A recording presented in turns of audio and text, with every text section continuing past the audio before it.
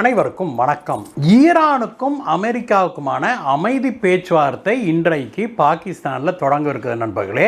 இது தொடங்குறதுக்கு சரியாக சில மணி நேரங்களுக்கு முன்பு பாகிஸ்தான்ல இருக்கிற ஒரு முக்கியமான அமைச்சர் என்ன சொன்னார் தெரியுமா? யூதர்கள் இந்த பூமியிலேயே வாழக்கூடாது, அழிக்கப்பட வேண்டிய இனம் இஸ்ரேல்ங்கிற நாடே இருக்கக்கூடாது, அது கேன்சர் மாதிரி, அதை உடனடியாக அழிச்சே ஆக வேணும். Let them burn in hell. நரகத்தில் அவர்கள் எரிஞ்சு சாம்பலாகட்டும் அப்படின்னு சொல்லி ஒரு மனுஷன், அது யாரு? பாகிஸ்தானோடைய ஒரு முக்கியமான ஒரு அமைச்சர் இப்படி பேசியிருக்கிறாரு. இது உலகம் முழுவதும் பெரும் கொந்தளிப்பை ஏற்படுத்தி இருக்குது. இஸ்ரேலும் அமெரிக்காவும் இதற்கு கடுமையான கண்டனத்தை தெரிவிச்சிருக்குது. அது மட்டுமல்ல, இந்தியாவும் பாகிஸ்தான் அமைச்சர் இப்படி சொன்னதுக்கு தங்களுடைய கடுமையான கண்டனத்தை தெரிவிச்சிருக்கிறாங்க. இந்தியா, இஸ்ரேல் மற்றும் அமெரிக்காவுடைய எதிர்ப்பை பார்த்து ஆடி போயிருச்சு பாகிஸ்தான் அப்படின்னே சொல்லணும். அதற்கு பிறகு பாகிஸ்தான் செஞ்சது தான் விஷயமே. பாகிஸ்தான் அதற்கு பிறகு என்ன செய்திருக்குது, அங்க நடக்க போற பேச்சுவார்த்தை, அமைதிக்கான பேச்சுவார்த்தை என்ன ஆக போகுது அப்படிங்கிற பத்தி தான் இன்றைய வீடியோல முதல் செய்தியாக பார்க்க போறோம் நண்பர்களே. அதற்கு பிறகு அமெரிக்காவை பற்றிய ஒரு செய்தி. அமெரிக்க அதிபர் ட்ரம்ப் பயங்கரமான ஒரு விரக்தியில் இருக்கிறாரு அப்படின்னு சொல்றாங்க. அது காரணம் என்ன அப்படின்னா, தானே தன்னிச்சையாக போர் நிறுத்தம்லாம் செஞ்சிட்டோம், நாம போட்டது ஒரே ஒரு கண்டிஷன் தான், அது என்ன, ஹார்மோஸ் ஸ்ட்ரெய்ட்ஸை திறந்து விட வேணும் அப்படிங்கிறது தான். ஆனால் ஈரான் இன்றைக்கு வரைக்கும் அதை செய்யவில்லை அப்படிங்கிறது அமெரிக்க அதிபர் ட்ரம்ப்பை விரக்தியின் எல்லைக்கே தள்ளிருச்சு அப்படிங்கிறாங்க. ஏன் அப்படி? அப்போது அமெரிக்காவால் ஈரானை கண்ட்ரோல் பண்ண முடியலையா? ஈரான் சொன்ன வச்சு கேட்க மாட்டேங்குதா? ஈரான் ஏன் ஸ்ட்ரெய்ட்ஸ் ஆஃப் ஹார்மோஸை திறக்க மறுக்கிறது? இதை பற்றியெல்லாம் இன்றைக்கு விலாவாரியாக பார்க்கலாம் நண்பர்களே. நம்மளுடைய சேனலுக்கு உங்களுடைய ஆதரவை தெரிவிக்கும் விதமாக கீழே இருக்கிற சப்ஸ்கிரைப் பட்டனை தட்டுங்க நண்பர்களே. அது மட்டும் இல்லை, உங்களுக்கு இந்த வீடியோ பிடிச்சிருந்தா ஒரு லைக் போடுங்க, ஷேர் பண்ணுங்க, அதே போல் கமெண்ட்டும் பண்ணுங்க. வாங்க நண்பர்களே, வீடியோவுக்கு போகலாம்.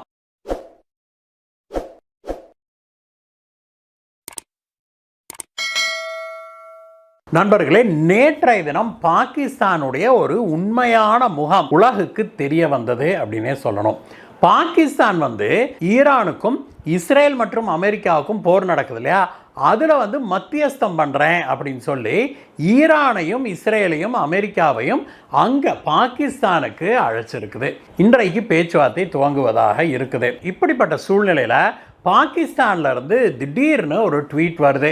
அந்த ட்வீட்ல என்ன போட்டிருக்கிறாங்க அப்படின்னா, இஸ்ரேல்ங்கிற ஒரு நாடு உருவானதே தப்பு, பாலஸ்தீன பூமியில இஸ்ரேல்ங்கிற ஒரு நாட்டை உருவாக்கியவர்கள் கொடுங்கோல்வாதிகள், அவங்கெல்லாம் நரகத்தில் போய் எரிஞ்சு சாவணும் அப்படின்னு சொல்லியிருக்கிறாங்க. அதோட நிறுத்தாம இந்த யூதர்களே பூமியில் வாழ்வதற்கு தகுதியற்றவர்கள், அவர்களையெல்லாம் அழிக்க வேணும், இஸ்ரேலுங்கிற நாடே இருக்கக்கூடாது அப்படின்லாம் பயங்கரமாக யூதர்களுக்கு எதிராகவும் இஸ்ரேலுக்கு எதிராகவும் பயங்கரமான விஷயங்களை அப்படி அப்பட்டமாக இஸ்ரேல் மீதான, யூதர்கள் மீதான வெறுப்பை உமிழ்ந்திருக்கிறாங்க ட்விட்டரில். பாகிஸ்தானில் இது வெளிவந்த உடனேயே பெரும் பரபரப்பாயிருச்சு.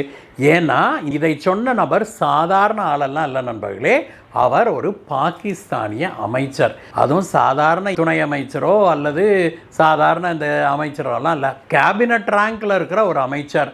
அது யார் அப்படின்னா, பாகிஸ்தானுடைய பாதுகாப்புத்துறை அமைச்சர் கவாஜா ஆசிஃப் அவர் தான். நேற்றைய தினம் அவர் வெளியிட்ட ட்வீட்ல மனுஷன் என்ன சொல்லியிருக்கிறார் தெரியுமா? Peace talks are underway in Islamabad, genocide is being committed in Lebanon, innocent citizens are being killed by Israel, first Gaza, then Iran, now Lebanon, and the bloodletting continues unabated அப்படின்னு சொல்லி ஒரு ட்வீட் வெளியிட்டிருக்கிறார். இதனுடைய அர்த்தம் என்னன்னு அப்படின்னாக்க, பாகிஸ்தானுடைய இஸ்லாமாபாத்தில் அமைதிக்கான பேச்சுவார்த்தைகள் நடந்து கொண்டிருக்குது. அதே சமயத்தில் லெபனான் நாட்டில் ஒரு இன அழிப்பு நடந்து வருது. ஒன்றும் அறியாத அப்பாவி மக்கள் அங்க இஸ்ரேலால கொல்லப்படுறாங்க. முதல்ல காசால கொல்லப்பட்டாங்க, பிறகு ஈரான்ல கொல்லப்பட்டாங்க, இப்பொழுது லெபனான்ல கொல்லப்பட்டிருக்கிறாங்க. இந்த ரத்தம் சிந்தறது நிற்கவே இல்லை அப்படின்னு சொல்லி அவர் அந்த ட்வீட்ல போட்டிருக்காரு. அடுத்ததாக அதை தொடர்ந்து இன்னொரு ட்வீட் போடுறாரு. அதில் என்ன சொல்கிறார் அப்படின்னாக்க, I hope and pray people who created this cancerous state on Palestinian land to get rid of European Jews burn in hell அப்படின்னு சொல்லி எழுதியிருக்காரு. அதில் என்ன அர்த்தம் அப்படின்னாக்க, இது போன்ற, அதாவது இஸ்ரேல்ங்கிறது ஒரு கேன்சர் மாதிரியான ஒரு நாடு, அந்த கேன்சர் நாட்டை பாலஸ்தீன பூமியில் உருவாக்கி இருக்கிறாங்க. அதை பாலஸ்தீன பூமியில் உருவாக்கியதற்கு காரணம் ஐரோப்பாவில் வாழ்ந்திருந்த யூதர்களை அங்கிருந்து விரட்டி அடிப்பதற்காக இங்கே பாலஸ்தீன பூமியில் ஒரு நாட்டை உருவாக்கி அங்கே கொண்டாந்து உட்கார வச்சுட்டாங்க இந்த யூதர்களை. இப்படி ஒரு கேன்சர் நோய் போன்ற ஒரு கொடூரமான ஒரு நாட்டை உருவாக்கியவர்கள் நரகத்தில் எரிய வேணும், அப்படி நடக்கணும் அப்படின்னு நான் கடவுளை பிரார்த்திக்கிறேன் அப்படின்னு சொல்லி அவர் சொல்லியிருக்கிறாரு. இது என்ன மாதிரியான ஒரு மென்டாலிட்டி நண்பர்களே? அதாவது யூத இனமே இருக்கக்கூடாது, யூதர்களே இருக்கக்கூடாது இந்த பூமியில் அப்படின்னு நினைப்பதும் பிரச்சாரம் செய்வதும் ஒரு மதத்துடைய கொள்கையா, கோட்பாடா அப்படிங்கிற கேள்வி இப்பொழுது நம் அனைவர் மனதிலும் எழ ஆரம்பிச்சிருக்குது. குறிப்பாக இந்த ஈரான் போருக்கு பிறகு பார்த்தோம் அப்படின்னா உலகம் முழுவதும் இருக்கிற இஸ்லாத்தை தவிர பிற மதத்தை சேர்ந்தவர்கள் எல்லாருமே இந்த கேள்வியை எழுப்ப ஆரம்பிச்சிருக்கிறாங்க. அது என்ன, வேறொரு மதத்தை அழிப்பதும், அந்த மதத்தை சேர்ந்தவர்களே யூதர்களை சொல்கிறாங்க, யூதர்களே இந்த பூமியில் வாழக்கூடாது அப்படின்னு ஈரான் நினைக்குது. அவங்களுடைய மதத்துடைய கோட்பாடாகவே ஈரான் சொல்லுது. இது எல்லாம் நியாயமா? உண்மையிலேயே இது அவங்க மதத்தில் சொல்லப்பட்டிருக்குதா அப்படிங்கிற கேள்வியை எல்லாம் பலரும் எழுப்ப ஆரம்பிச்சிருக்கிறாங்க. அதோடு இல்லாமல் இன்றைக்கு ஐரோப்பிய நாடுகளில் மற்றும் அமெரிக்காவின் பல இடங்களில் நடந்து வருகிற பிரச்சனைகள், குறிப்பாக இஸ்லாமியர்களே வெளியேறு அப்படின்னு சொல்லி அந்த நாடுகளில் நடக்கிற பிரச்சனைகளை எல்லாம் கோர்த்து இன்றைக்கு ஒரு பெரிய நெரேட்டிவை செட் பண்ணிட்டு இருக்கிறாங்க. ஒரு ஆபத்தான நெரேட்டிவை செட் பண்ணிட்டு இருக்கிறாங்க எல்லாருமே அப்படிங்கிறத தான் பார்க்குறோம். அதில் மிக முக்கியமாக ஐரோப்பியர்களும் அமெரிக்கர்களும் என்ன சொல்கிறாங்க அப்படின்னாக்க, இந்த மாதிரி ஈரான் எப்படி யூதர்கள் வாழக்கூடாது அப்படின்னு சொல்லுதோ அதே போன்ற ஒரு எண்ணத்தோடு எங்களுடைய நாட்டில், அவங்க ஐரோப்பிய நாடுகளை சொல்கிறாங்க, எங்களுடைய நாடுகளில் வாழ்கிறவர்கள் சொல்வதை நாங்கள் ஏற்றுக்கொள்ள முடியாது அப்படின்னு சொல்லி அவங்க சொல்கிறாங்க. மேலும் அவங்க என்ன சொல்கிறாங்க, எங்கள் நாட்டுக்கு நீங்கள் குடிபெயர்ந்து வர்றீங்கன்னா, அதாவது பிற நாட்டை சேர்ந்தவர்கள் ஐரோப்பிய நாடுகளுக்கு குடிபெயர்ந்து வர்றாங்க, அமெரிக்காவுக்கு குடிபெயர்றாங்க. அப்படி குடிபெயரும் போது எங்கள் நாட்டுடைய சட்டத்திட்டங்களை நீங்கள் ஏற்றுக்கணும், அதுதானே நியாயம். எங்களுடைய லைஃப் ஸ்டைல் பிடிச்சு தானே நீங்கள் இங்கே வர்றீங்க, எங்கள் நாட்டில் இருக்கிற சுதந்திரம் பிடிச்சு தானே நீங்கள் இங்கே வர்றீங்க. அப்படி இங்கே வந்த பிறகு, நீங்கள் இங்கே செட்டில் ஆன பிறகு, நீங்கள் ஒரு தலைமுறை 2 தலைமுறைன்னு ஆன பிறகு, அதற்கு பிறகு நீங்கள் ஏன் இஸ்லாமிய கோட்பாடுகளை முழுக்க முழுக்க இந்த நாட்டின் மீது திணிக்கணும்?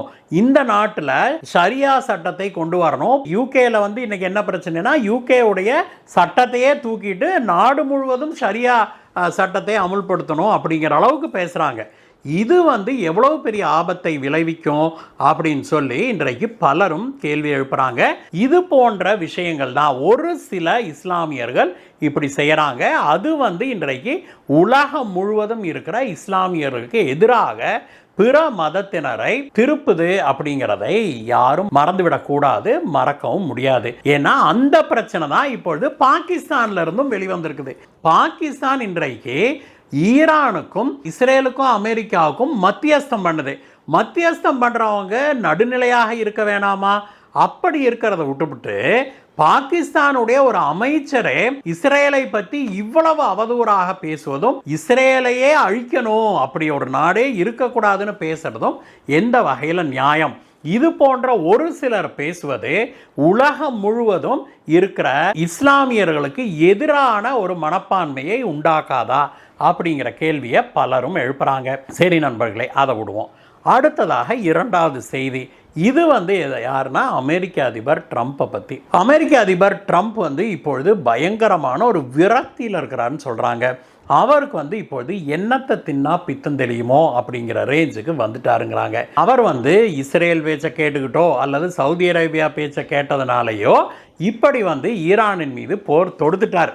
இப்போ நிறுத்துறதுக்கு என்ன வழின்னு தெரியல. ஈரானு பின்வாங்கிறதா இல்லை, ஈரானை அடக்கவும் முடியலை இவங்கனால. ஈரானிய மக்கள் தங்க பக்கம் திரும்புவாங்கன்னு நினச்சாங்க, அதுவும் நடக்கலை. ஸோ டோட்டல் ஃபெயிலியர் ஆயிடுச்சு அமெரிக்காவுடைய இந்த செயல்பாடு. இப்போ எப்படா வெளியில் போகிறது அப்படின்னு அமெரிக்கா பார்த்துக்கிட்டு இருக்குது. அதனால தான் முதல்ல ஒரு 15 நாளைக்கு நாங்கள் தன்னிச்சையாக சீஸ்ஃபயர் கொண்டு வரோம், போர் நிறுத்தம் கொண்டு வரோம் அப்படின்னு சொன்னாங்க. அந்த போர் நிறுத்தத்துக்கு ட்ரம்ப் விதித்த ஒரே ஒரு கண்டிஷன் என்னென்னா, அந்த ஹார்மோஸ் ஸ்ட்ரெய்ட்ஸை திறக்க வேணும், மீண்டும் கப்பல்களை அதில் ஃப்ரீயாக போக வர விடணும் அப்படிங்கிறதான். ஈரான் இதற்கு ஒப்புக்கொண்டு விட்டது அப்படின்னு சொல்லி தான் ட்ரம்ப் அனௌன்ஸ் பண்ணிவிட்டு அதற்கு பிறகு தான் தன்னுடைய தாக்குதல்களை நிறுத்தினார். ஆனால் ஈரான் அப்படியெல்லாம் எந்த கண்டிஷனுக்கு நாங்கள் ஒத்துக்கல அப்படின்னு முதல்ல இருந்தே சொல்லிட்டு வருது. இவர் ட்ரம்ப் அனௌன்ஸ் பண்ண அடுத்த நிமிடத்திலிருந்தே ஈரான் சொல்லுது. ஈரான் சொல்வதற்கேற்ப இந்த நிமிடம் வரைக்கும் ஸ்ட்ரெய்ட் ஆஃப் ஹார்மோஸை ஈரான் திறக்கவில்லை அப்படிங்கிறதா உண்மை. இந்த தாக்குதல்களை அமெரிக்கா நிறுத்திய பிறகு 4 கப்பல்கள் தான் அந்த ஹார்மோஸ் ஸ்ட்ரெய்ட்ஸ் வழியாக வந்திருக்குது அப்படின்னும், ஹார்மோஸ் ஸ்ட்ரெய்ட்ஸ் வழியாக இனிமேல் வருகிற எல்லா கப்பல்களுக்கும் டிக்கெட் போட்டு வசூல் பண்ணலாம் அப்படின்னு சொல்லி ஈரான் முடிவு செய்திருப்பதாகவும், அது என்ன அமௌண்ட்டு என்னங்கிறது தெரியல, ஆனால் அந்த அமௌண்ட்டை கிரிப்டோ கரன்சியில் வாங்கலாம் அப்படின்னு ஈரான் முடிவு செய்திருப்பதாகவும் செய்திகள் வெளியாகி இருக்குது. இந்த 2 செய்திகளும் தான் ட்ரம்பை ரொம்பவுமே விரக்தி அடைய செய்திருக்குது அப்படிங்கிறாங்க. ஏன்னா ஈரானை தன்னால் கண்ட்ரோல் பண்ணவே முடியவில்லை, தான் போட்ட எல்லா கணக்கும் தப்பாக போயிடுச்சு அப்படின்னு மனுஷன் மனசு விட்டுட்டாரு அப்படிங்கிறாங்க. ஈரான் அப்படியெல்லாம் கப்பல்கள்கிட்ட கப்பங்கிட்ட சொல்லக்கூடாது, டிக்கெட் போட்டு வசூல் பண்ணக்கூடாது, அப்படி மட்டும் ஈரான் செஞ்சது நடக்கிறதே வேற அப்படின்னு ட்ரம்ப்பு தன்னுடைய பாணியில் ஒரு மிரட்டல் ஒன்று விடுத்திருக்கிறாரு. ஆனால் ஈரான் அதற்கெல்லாம் வாய் திறக்கவே இல்லை அப்படிங்கிற பார்க்குறோம். எது எப்படி இருந்தாலும் நண்பர்களே, இந்த உலகத்தில் எல்லாரும் ஜாதி மத பேதமின்றி எல்லாரும் ஒற்றுமையாக அமைதியாக வாழ வேணும் அப்படிங்கிறதான் நம்முடைய அவாவாக இருக்குது. அதைத்தான் ஒவ்வொரு மதமும் சொல்லுது அப்படின்னு நாம் நம்புகிறோம். அப்படி உலகம் அமைதியாக இருக்க வேணும் அப்படிங்கிறதா நம்முடைய அவாவாக இருக்குது நண்பர்களே. அது நடக்கணும் அப்படின்னா முதல்ல உலகத்தில் நடக்கிற இந்த போர்கள் எல்லாம் நிற்க வேணும். முதல்ல ஈரான் மீதான தாக்குதலை இஸ்ரேலும் அமெரிக்காவும் நிறுத்த வேணும். ஈரான் பிற நாடுகளின் மீது தாக்குதல் நடத்துறதை நிறுத்த வேணும். அந்த போர் முடிவுக்கு வரணும். அடுத்தது ரஷ்யா யுக்ரைன் போர் ஒரு முடிவுக்கு வரணும். இப்படி எல்லா போர்களும் முடிவுக்கு வந்தால் உலகம் அமைதியாக இருக்க முடியும். ஜாதி மத பேதமின்றி எல்லோரும் அமைதிக்கு திரும்ப வேணும் அப்படிங்கிறதான் நம்முடைய அவாவாக இருக்குது. இந்த வீடியோவை பற்றிய உங்களுடைய கருத்துக்களை சொல்லுங்கள் நண்பர்களே. மீண்டும் உங்களை வேற ஒரு வீடியோ சந்திக்கிறீங்க. பாய் பாய்.